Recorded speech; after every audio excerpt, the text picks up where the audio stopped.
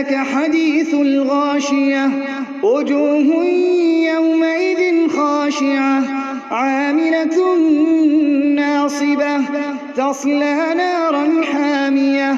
تسقى من عين آنية ليس لهم طعام إلا من ضريع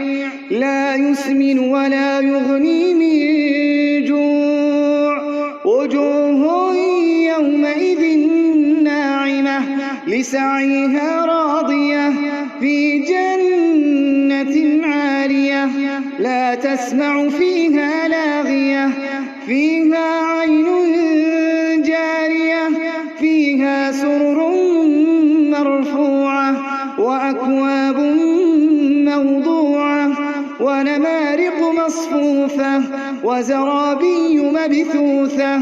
أفلا ينظرون إلى الإبل كيف خلقت أفلا ينظرون إلى الإبل كيف خلقت وإلى السماء كيف رفعت